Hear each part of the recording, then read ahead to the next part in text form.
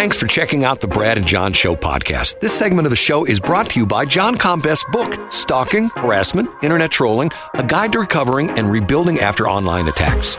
It's a great reference if you've ever been the unfortunate target of a social media attack. It's available on Amazon. Just search John Combest. That's C-O-M-B-E-S-T, John Combest, and the book will show up in your search results. Now it's time for another segment of the Brad and John Show. Can you handle it? It's me, Egbert, once again. I'm the new owner of this station. I went out and hired the best talk radio consultant, Jeff Allen from News Talk STL, and told him to hire the worst talent he could find. Jeff did exactly as I told him. Ladies and gentlemen, here are Brad and John. You know, I knew that Jeff Allen had it in for me. I just knew it. Now I know the truth, right? You gotta let Jeff be Jeff. You know the author Brene Brown, Brad? No, who's that? Are you up on her? No. A lot of women, I would say she's an author for women. She helps women, I think, with the idea of releasing some of their anxieties and worries and stress in this modern society. One of her catchphrases is, in your life, let so-and-so be so-and-so. So they're going to, Jeff Allen is going to Jeff Allen. You got to let Jeff be Jeff, Interesting. Okay. Yesterday, and I will mention this up front, which I think this is interesting, and there's an interesting part of this as far as remind me to come back to the Nick Schroer thing. Do I say his name? Is it Schroer? Yeah, it's Schroer. Schroer, okay. Yesterday and also it's McCloskey, not McCluskey. McCluskey, okay. There's no U in Mark McCloskey. Okay. Yesterday on what's his name?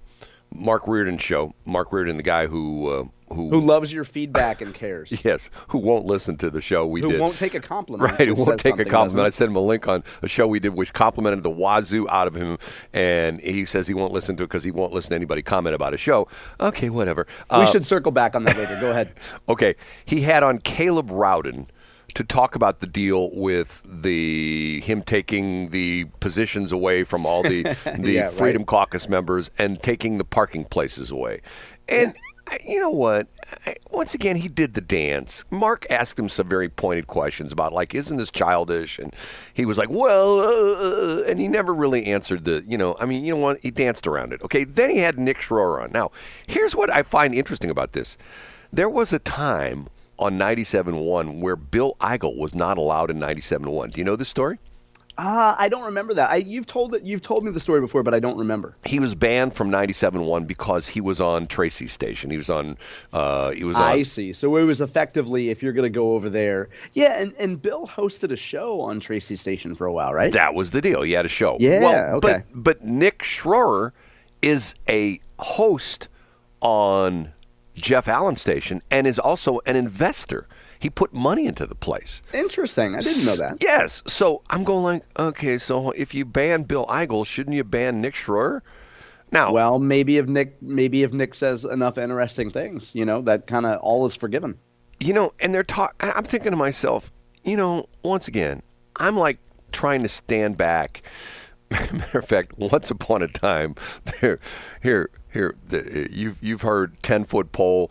Once upon a time, my son and I bought a car, and we bought it, and I won't say what kind of car it is, but it was a very desirable car. The only problem was this one wasn't so desirable because it had a ton of miles on it, and it was not in the best of shape. Cosmetically, it wasn't in the best of shape. So it sounds like the women that appear on the Whatever podcast. They got a ton of mileage, and they're no longer in the best shape. Who's that? The Whatever podcast? Yeah. God, listen to you. Remember the one you just mentioned in the last segment? Yeah, but man, that's a comment. Okay. So anyway, we bought this car, and we did some work on it, and we flipped it and made a little bit of money on it. And the guy who bought it shows up. We had it on, I don't know, Craigslist or something like that, or it was on Facebook Marketplace. And the guy who shows up to buy it, he brings his buddy with him, and his buddy categorizes the car as a 10-footer. The idea being is that when you stand back 10 foot, looks pretty good, but then when you get up close on it, you see, there's a scratch here, there's a little bit of dent here, that kind of thing. In other words, it's not a pristine car. Yeah. Upon further examination in broad daylight. It's a 10-footer, okay? So sometimes I think I'm too close to these things, but if I stand back 10 foot, I think to myself, what a bunch of babies. I mean, both sides of the equation. What a bunch of babies. You're not doing what we want you to do, so we're going to take your parking space away from you. Okay, whatever. I think what's interesting to that, so by the way, our friend Camelia Peterson yesterday on Twitter, maybe it was the previous night, she opined that by taking the parking spots away, Caleb Rowden was a little bit ceding the moral high ground there. And if he had just taken what I'm reading into Camelia's tweet, and it's what I think too, if you had simply stripped the members of their committee chairmanships, that's one thing. And to his credit, I will defend Caleb Rowden on this. He was on Scott's show yesterday at 1:00, and I think so.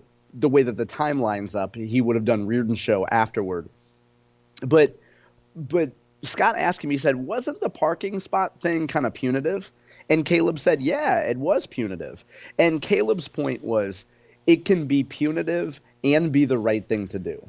And Caleb used the example, I think he used the example of, like if you're dealing with children, like there are things that you could do that could be punitive but could also be the right thing to do. And if he didn't use children as an example, then that's my mistake, or I'm reading too much into it. I guess my whole thing is that the whole thing shows, in a broader picture, it shows privilege.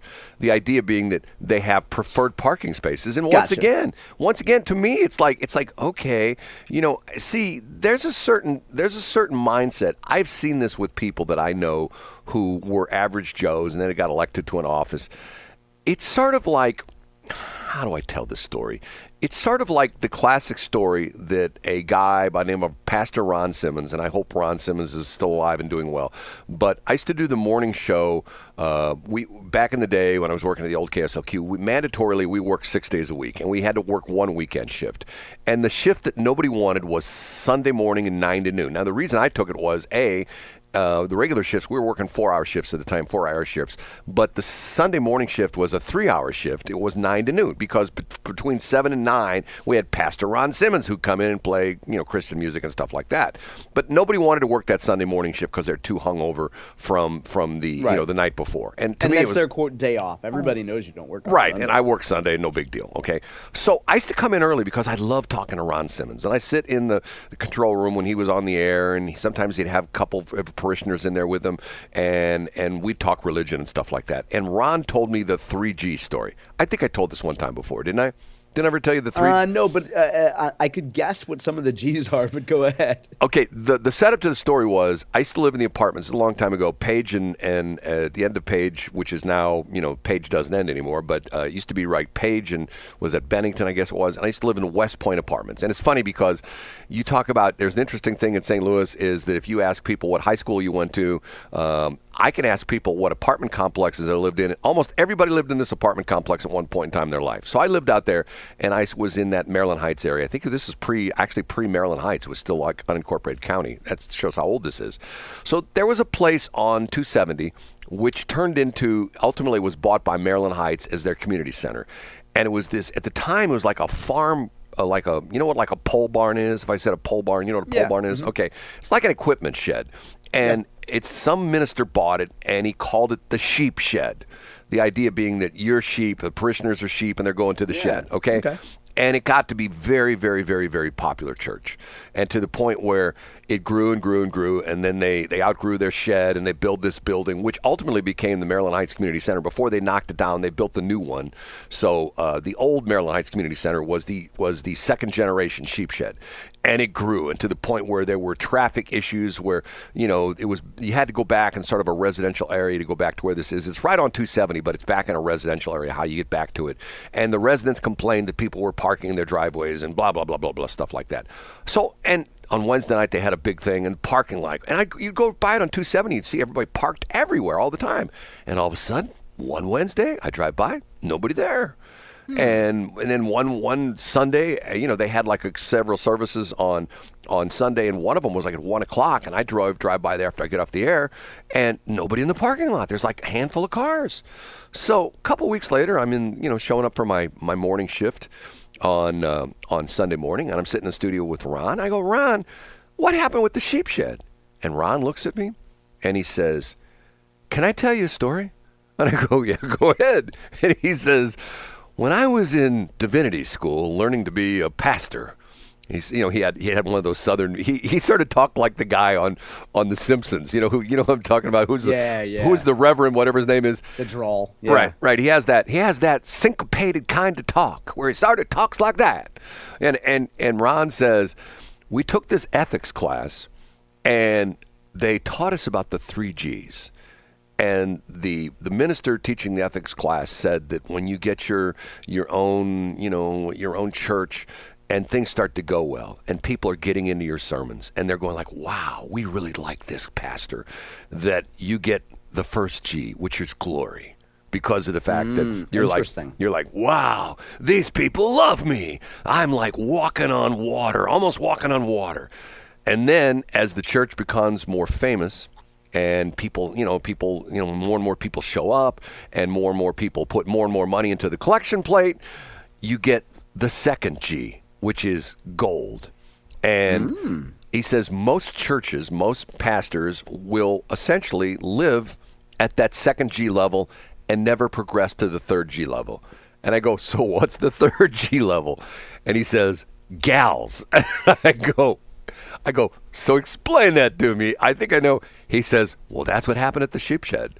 The guy started out with a very small congregation, and and he was a very charismatic preacher, and he got a following and more people, word of mouth, and it grew and grew and grew. And as it grew and grew and grew, they made more and more money, and they built a bigger building and a bigger building. And then a couple women became enamored with Pastor, whatever his name was, let's call him Pastor Sheepshed, and they were like, getting, shall we say, a little bit too close to the pastor.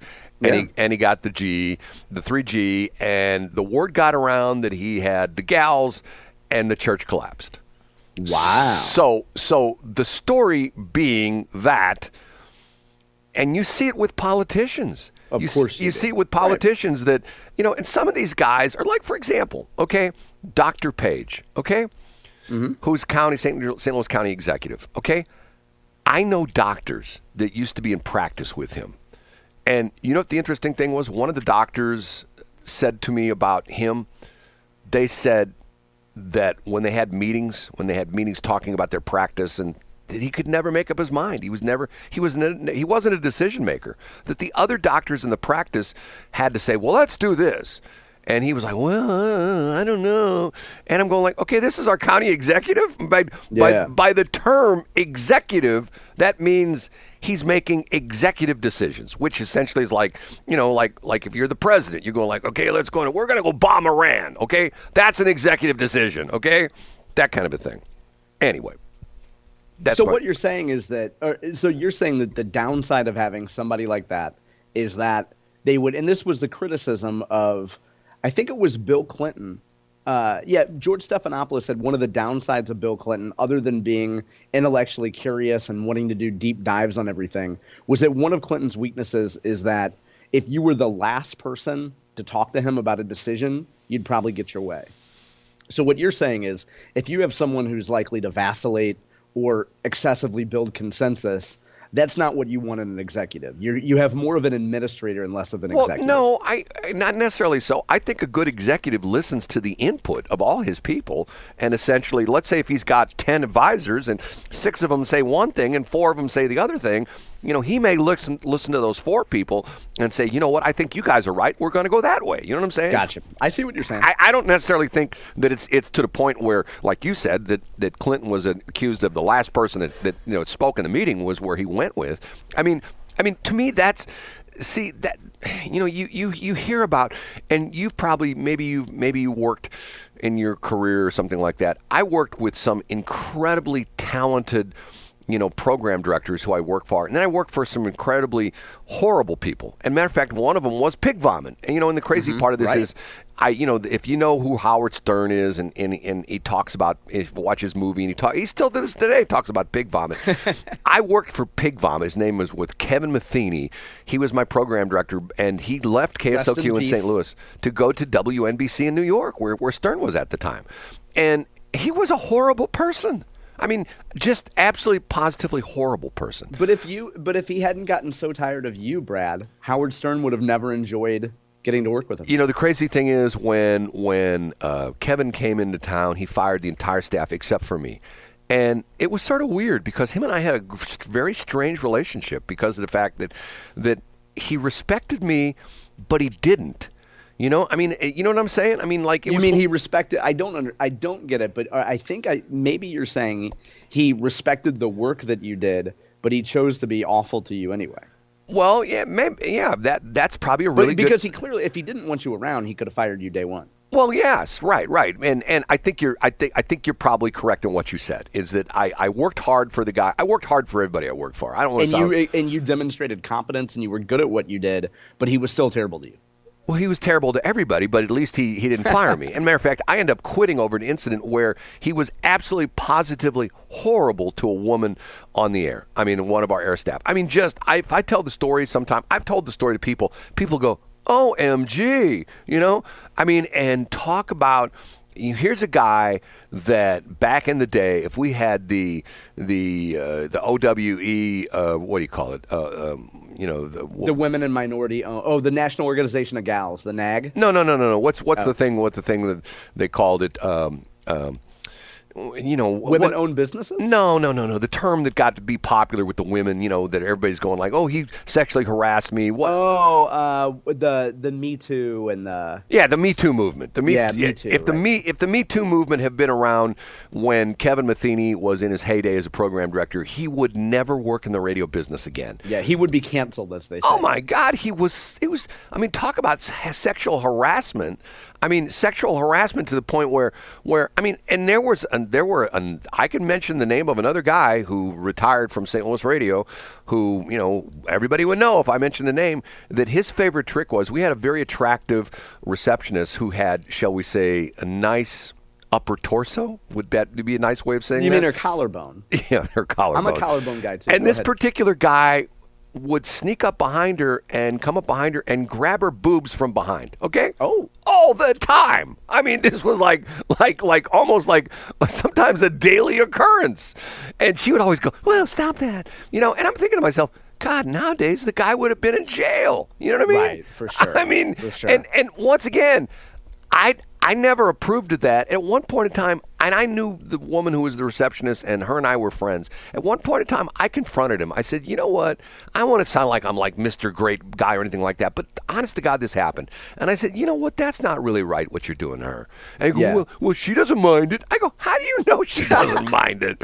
Maybe he asked her, and maybe they had some sort of a relationship. I don't know. I mean, it's the whole thing's sort of weird. Okay, this show's going in a weird direction. Next segment. I had something very weird happen to me last night. Do you want me to tell this crazy weird story? Absolutely, of course I did. Let's tell it after the break. Which involved me ending up on a 911 call to the police. Okay? Oh, wow. Okay. A 911 call that lasted about 15 minutes. Well, you're here with us now, so we know that there was at least a positive resolution. Okay.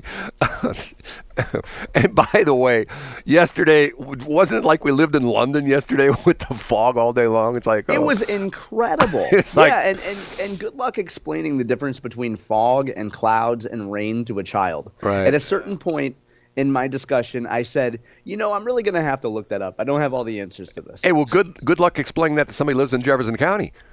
Oh, did I say that? I'm sorry. Jefferson County's got a lot of nice people in it. It's 7:41. If you're near retirement or think...